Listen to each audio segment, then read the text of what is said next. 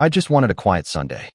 A simple, blissful escape from the world, floating in the gentle blue of my own backyard pool.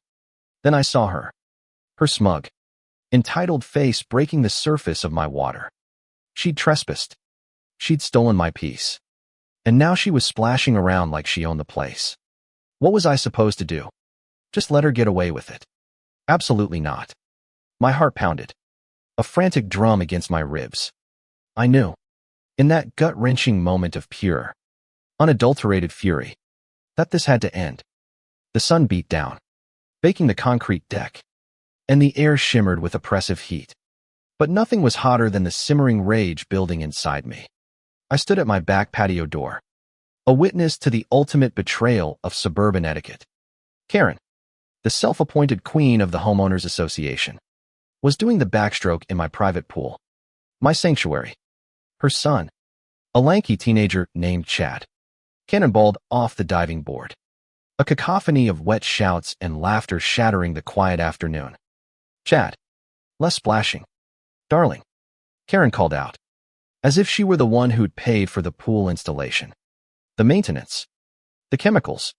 Her voice, a shrill, entitled whine, grated on my nerves like sandpaper on glass. My hands clenched into fists. I could feel the blood rushing to my ears. I'd already had 100 run-ins with this woman, her complaints about my slightly too tall grass, her passive-aggressive notes about my recycling habits, her endless, suffocating rules. But this was a new level of audacity. This was personal. This was war. I stomped into the kitchen, the floorboards groaning under my weight. My mind, usually a calm sea of reason, was now a violent storm. I needed a plan, a counterattack, something that would send a message so loud, so utterly absurd, that it could not be ignored. My eyes fell on the colossal, family-sized bag of elbow macaroni I had just bought from Costco. And then, a wild, beautiful, terrible idea began to form. A smirk curled my lips, a dark thought taking root. I grabbed the biggest pot I owned, filled it with water, and turned the burner to high. It took hours, pot after pot. A mountain of cooked pasta grew in the kitchen. The kitchen steamed, smelling of starch and simmering rage. I'd started with a grim determination, but as the hours wore on, a manic, almost giddy energy took over. The absurdity of the situation fueled me. What was I even doing? Was this petty? Unbelievably so. But was it glorious? Oh, 1,000 times yes. I was creating a monument to my frustration. A starchy, carb-filled masterpiece of spite. The sun was beginning to dip below the horizon, painting the sky in fiery oranges and pinks. When I finally began my work, Karen and Chad had long since left, their cheerful goodbyes from the street a cruel mockery of my ruined afternoon. The coast was clear. I carried the first immense pot of pasta outside, the steam rising in the cool evening air. The weight of it was immense, but I was powered by a righteous anger. With a grunt, I heaved it over the edge of the pool. SBLOSH. The pasta hit the water, not with a simple splash, but a strangely satisfying, doughy thud.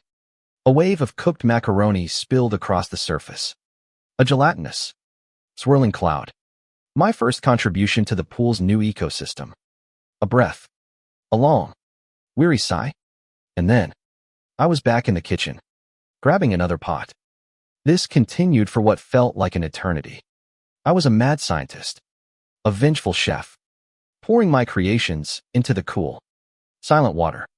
The pasta was everywhere: linguine, rotini, penne, farfalle, a mosaic of Italian nightmares. By the time I finished, the pool was no longer a pool. It was a bizarre, lukewarm stew. The chlorine had a faint, unsettling scent of pasta water. I stood back, hands on my hips, a slow, exhausted smile spreading across my face.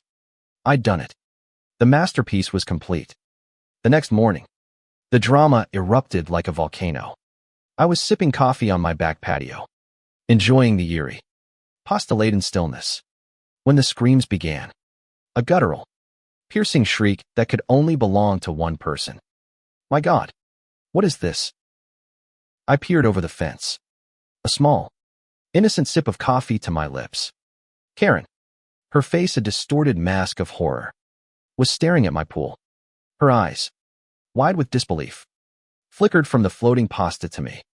You did this, she accused, her voice trembling with a fury that almost matched my own from the day before.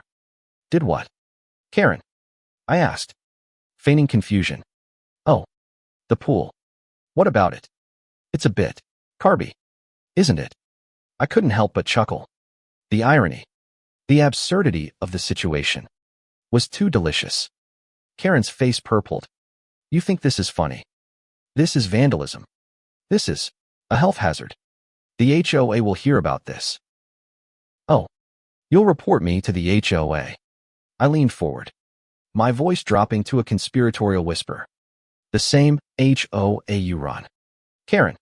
The same HOA that specifically states in Section 4, Clause 7b, residents, pools, and private property are for the exclusive use of the homeowner and their invited guests.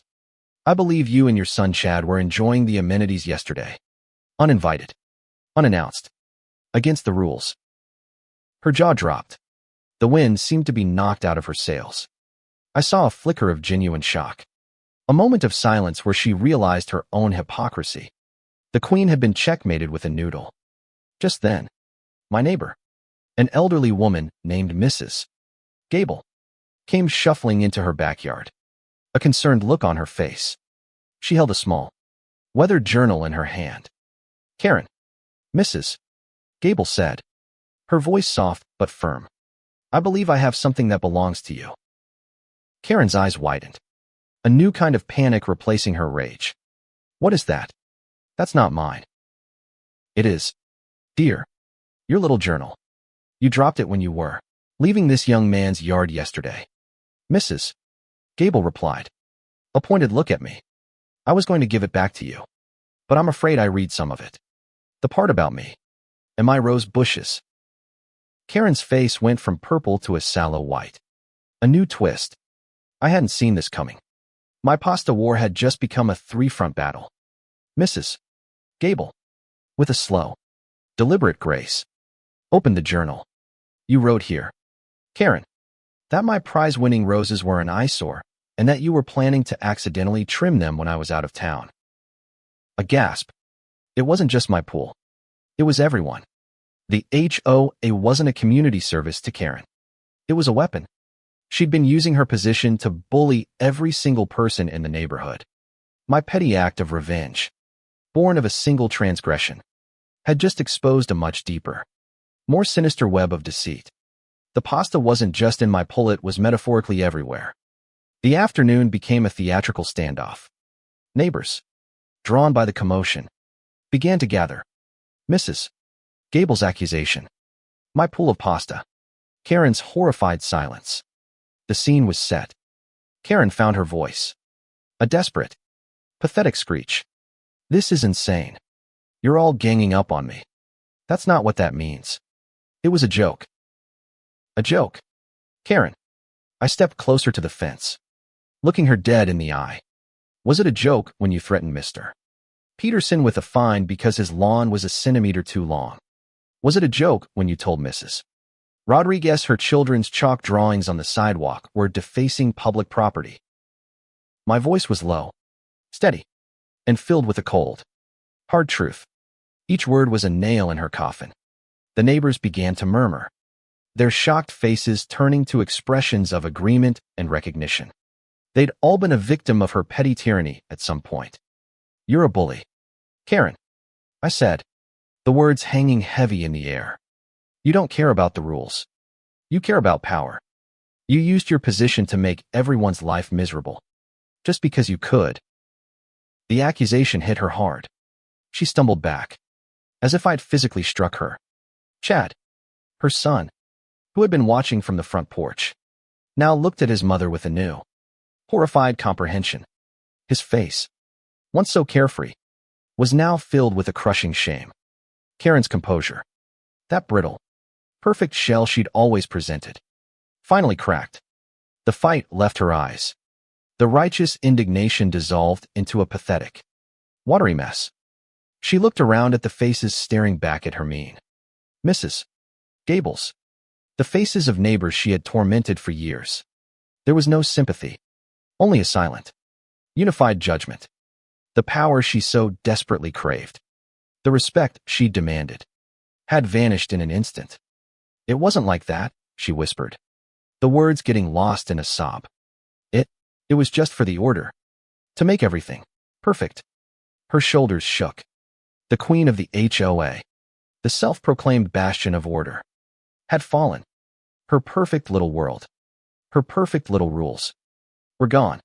She was just a woman, alone and broken, on a sun-drenched street. The next day, a new kind of calm settled over the neighborhood. The pasta, which had become a strange point of community unity, was a monument to our shared victory.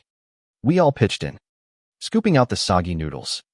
An entire block of neighbors working together, laughing, sharing stories of Karen's past offenses. I stood by the newly cleaned pool, watching the last of the pasta get shoveled into a giant trash bag. It was the end of a very strange, very chaotic chapter. Mrs. Gable came over, a gentle smile on her face. You know, she said, her voice soft. I didn't just read her journal. I took it to the HOA board meeting this morning. We've removed her from her position, and we've amended the charter. I looked at her, surprised. What did you amend? We added a new clause, she said, a twinkle in her eye. The HOA reserves the right to fill any improperly used property with cooked carbohydrates. Any and all varieties. At the board's discretion. I laughed. A deep, genuine laugh that came from the bottom of my soul. We stood there together. Two neighbors, one old and one young, looking at a pool that was now a symbol of freedom. The air, once thick with tension, was now light and filled with the promise of a new kind of community, one based not on fear and rules, but on respect and shared understanding. So, who was right and who was wrong in this bizarre, pasta-fueled war?